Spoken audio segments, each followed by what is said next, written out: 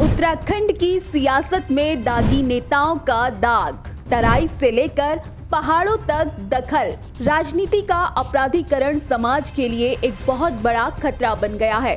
दुनिया के कई हिस्सों में राजनीति का अपराधीकरण समाज के लिए बहुत बड़ा खतरा है। हालांकि चुने हुए राजनेताओं में से अनेकों पर हत्या का प्रयास, अपहरण और बलात्कार जैसे अपराधों का आरोप है, लेकिन यह मुद्दा कई देशों में है, परंतु भारत में इसे विशेष रूप से बड़े पैमाने पर अनुभव किया जा रहा है। उत्तर भारत के कई राज्यों की तर्ज पर उत्तराखंड प्रदेश में भी कई दागी जनप्रतिनिधियों के खिलाफ हत्या सहित तमाम संगीन किस्म के आपराधिक मामले कानूनी फाइलों में दर्ज हैं। राज्य में ऐसे कई मंत्री विधायक हैं जिनके खिलाफ हत्या, डकैती व दुष्कर्म सहित तमाम तरह के गंभीर मामले हैं। देवभूमि इसमें पीछे नहीं है। यहाँ की सियासत भी आपराधिक नेताओं से अछूती नहीं है। देवभूमि में चाहे किसी की भी सरकार रही हो, इन पार्टियों के विधायक और नेताओं ने अपनी आपराधिक पृष्ठभूमि का खूब फायदा उठाया।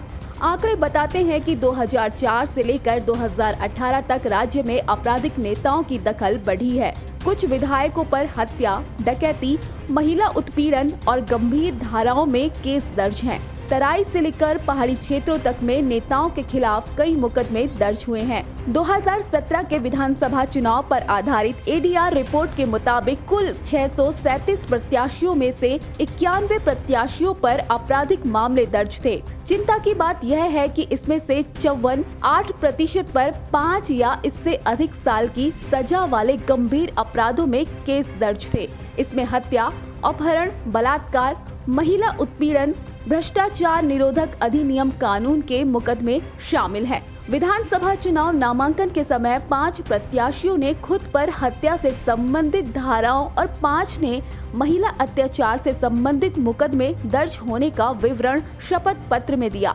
इसी तरह 2019 के लोकसभा चुनाव में खड़े सभी 52 उम्मीदवारों में से 8 पर आपराधिक मामले दर्ज थे, जिसमें 5 पर गंभीर किस्म की धाराओं में मुकदमे दर्ज थे। लोकसभा चुनाव में उत्तराखंड आपराधिक पृष्ठभूमि वाले प्रत्याशियों के मामले में देश भर में 16वें स्थान पर रहा। आपराधिक पृष्ठभूमि के नेताओं को चुनाव लड़ाने में राष्ट्रीय क्षेत्रीय दलों ने पूरा सहयोग किया। 2017 के विधानसभा चुनाव में 2/3 बहुमत के साथ जीत दर्ज कर सत्ता में आई भाजपा के सभी 70 प्रत्याशियों में से 19 पर आपराधिक मामले दर्ज थे। तब सत्ताधारी कांग्रेस के भी 70 में से 17 प्रत्याशियों पर आपराधिक मामले दर्ज थे। इसी तरह बसपा के 7, यूकेडी के 4, सपा के 2 प्रत्याशियों पर मुकदमे दर्ज पाए गए। एडीआर की रिपोर्ट के मुताबिक विधानसभा चुनाव में खड़े 261 निर्दलीय उम्मीदवारों में से 32 पर कई धाराओं में मुकदमे दर्ज थे। रुद्रपुर के विधायक राजकुमार ठुकराल को कौन नहीं जानता। वर्ष 2011 में विधायक राजकुमार ठुकराल पर रुद्रपुर शहर में दंगे भड़काने समेत कई मामले दर्ज हुए थे। पुलिस ने उन्हें मुख्य आरोपी बनाया था। घटना के बाद ठुकराल 6 महीने तक भूमिगत हो गए थे। लंबे समय तक गिरफ्तारी नहीं होने पर पुलिस ने विधायक के खिलाफ सीआरपीसी की धारा 83 के तहत कुर्की की कार्रवाई भी की थी।